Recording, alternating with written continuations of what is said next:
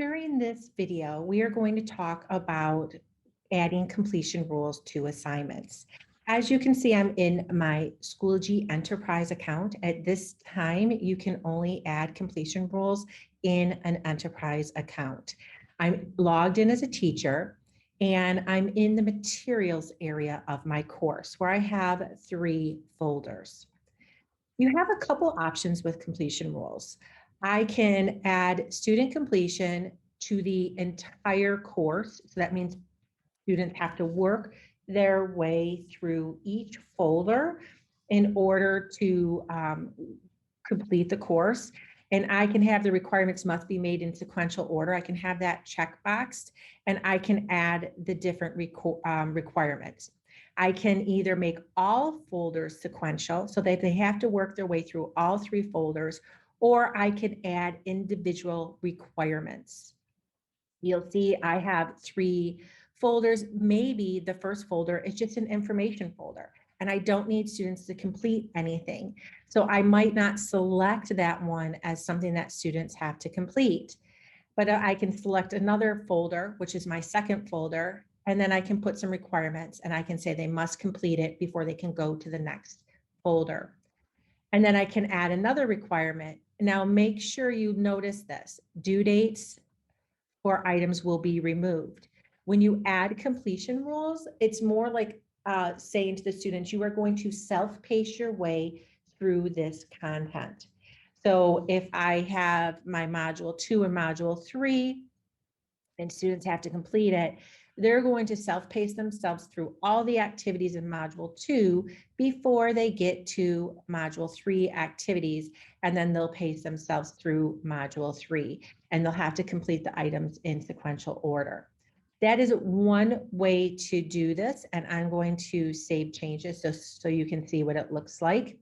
So you'll see that I have my modules here. I've added a couple more just to show some more examples.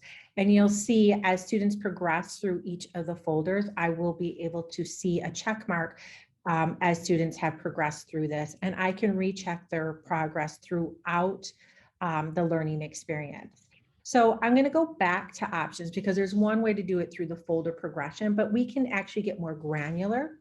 So I'm going to go to student completion, and I'm actually going to remove the completion rules for the student to go through each folder sequentially. And I'm going to delete that and save changes. I want to show you another way of adding student completion rules, and that's going down to the folder level. So in module 2, I may have some activities that I want students to go into a certain order. So I'm going to open that module, and you'll see that I have some different resources here that I need them to complete. I want to make sure that the students participate in the discussion before they go on to the lesson. So I can click on the options tab and add student completion.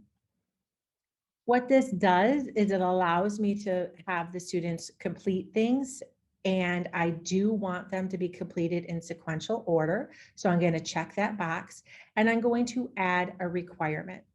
The first thing is it will show each folder that you or activity that you have created and folders. You'll see that this is a discussion because it has little discussion bubbles. And I can have it where they must post and comment a reply before they can move on to the next activity.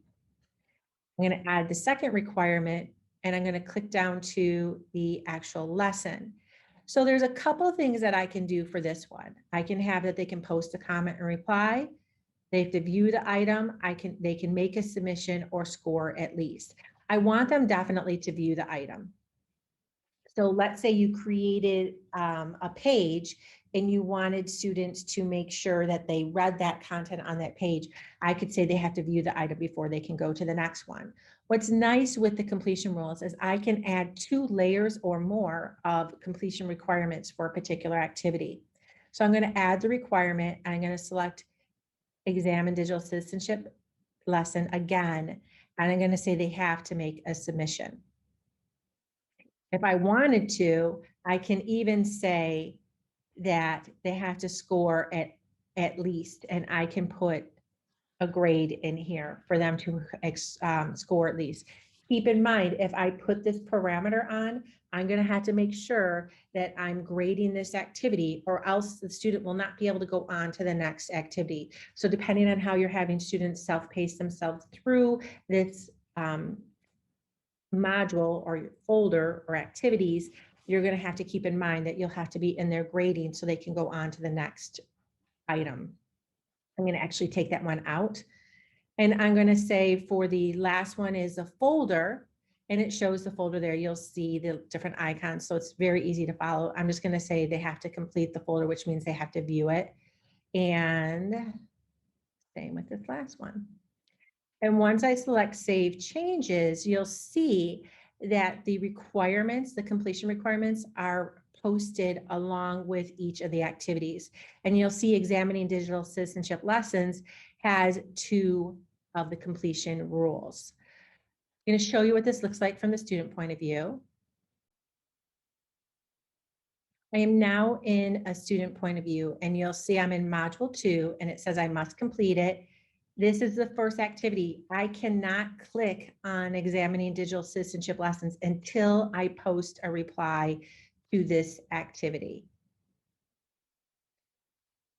And you'll see that once I write a comment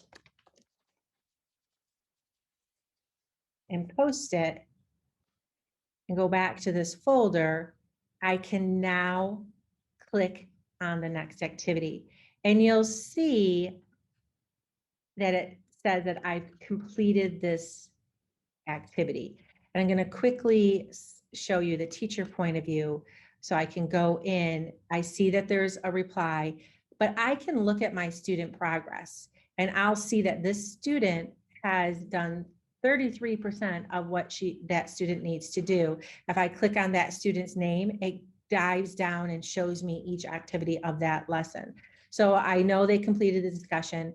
The folders didn't have anything in them except links, so it kind of automatically has them as completed.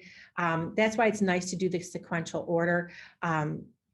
But what I have in here is the 2 requirements for the lesson activity are in progress, because the student can complete those now because they finished the discussion module.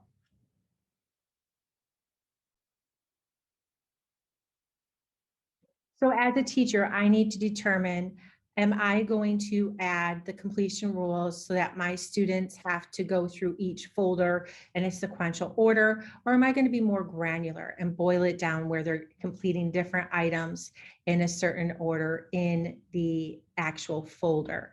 Either way will work. If you want, you can do some folders and leave the others alone. Just keep in mind that it removes due dates.